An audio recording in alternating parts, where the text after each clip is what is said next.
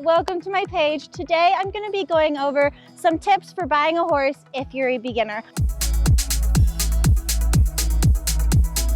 So we're going to use Journey as our demonstration horse today, and we're going to go through and find all the quirks that she might have. So the first thing I'm going to start with when I look at a horse is I'm going to see if they're mouth shy. So I'm going to put my finger in her mouth, make sure she doesn't hate that. And then if you can, you're going to want to rub your fingers along her teeth, and you're going to make sure you don't find any sharp teeth, because if there's sharp teeth in her mouth, it's a sign that the horse hasn't had their teeth done in a while, and horses should have their teeth done at least every 2 years. Journey's 5, which means in her lifetime she should have had her teeth done at least once. Her teeth are a little bit sharp, which means she's due. So I'm definitely going to be telling her owner she's due for some dental work. But this is one thing I'm seeing that she doesn't like, is to have her head kind of being pulled. So I'm just going to leave my hand there until she stops, mostly for training purposes, because she is a 5-year-old. She's really young. Next thing we're going to do is we're going to go up, we're going to rub their eyes. She doesn't mind. We're going to rub their ears. And the reason we're going to rub their face like this is to make sure they're not head shy.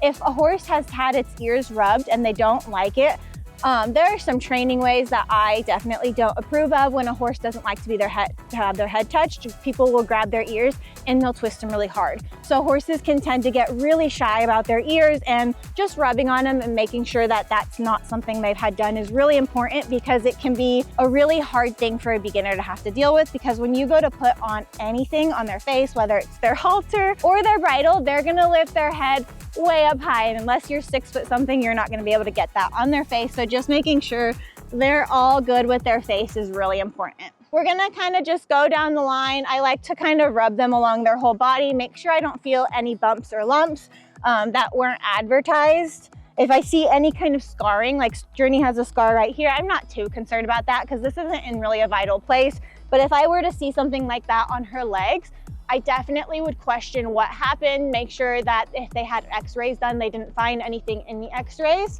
Pick up all 4 feet. So we'll start with this side. Make sure that they pick them up. They don't have any issues. Journey doesn't wear shoes. So you're definitely gonna wanna look at their feet and make sure, for the most part, that they have all 4 feet are like the same size. The reason you're gonna look at their feet like that and make sure that their feet are the same size is because if they have 1 foot that's a lot bigger, they could have club foot, which could make it a little trickier for getting their shoes done, which is not really a big deal if you're just buying a trail horse. But if you're buying, if you're buying a performance horse, it's not always ideal and they can have issues. So it's definitely something you'd want to talk to your vet about, and make sure you don't see any cracks or anything in their feet that go up high, any abnormalities. She has really, really nice feet. I like to kind of palpitate along the back, make sure I don't feel any back soreness. She's not reacting at all, so that's a really good sign. If kind of like a person, like when you push along their back, you're gonna tense up if you feel a little sore. If she was sore at all and if she tensed up, I would ask why. Is she sore? Is it an ill-fitting saddle? Is she getting worked too hard? It's definitely not a bad sign, but I would ask the owner why she doesn't like her back to be touched like that. Make sure you're safe with this. You can see she doesn't love to have her back feet picked up, but I know she doesn't like to have her back feet picked up. So we're just gonna hold it until she releases it. Also a really good looking foot. If you're a beginner and you're not super comfortable picking up the back feet, then ask the owners to pick up the back feet for you. Because I have a horse who loves to kick over there, one big thing I do with every horse I buy is I push on their hip like this to make sure that, like, under pressure, they're not gonna try to kick me. Because Storm being a kicker, I definitely don't think I'd ever own another one. Her next side, we're gonna do all the same things. Pick up her foot, make sure she doesn't have any foot issues.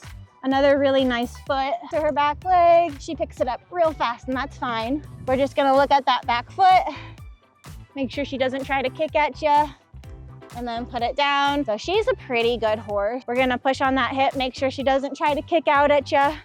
Especially if you're a beginner, you don't want a horse that has quirks like that, because they're very hard to deal with and they are very hard to train out of. Once we do that, I've seen a lot of people selling horses that have the horse saddled and ready for you to go.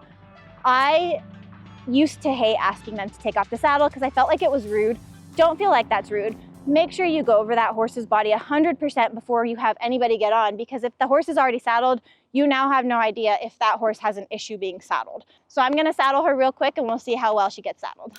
I like to move it around on them a lot just to make sure they're not weird about anything being on their back. I would never dare do this on Storm, but on Journey, she's a pretty turnkey, easygoing horse.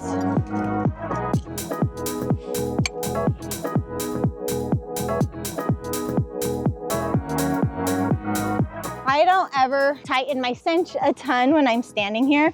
I always leave it for something I do in the arena. I don't like to tighten my belt super tight. They're not gonna like it on their belly either. Once the horse is saddled, whether you saddle the horse or the owner saddles the horse, I think it's super important to have the person selling the horse ride the horse first. Don't ever get on a horse that you haven't seen being ridden. It's one thing for them to have a YouTube video showing the horse being ridden, and it's a whole nother thing seeing it being ridden in person.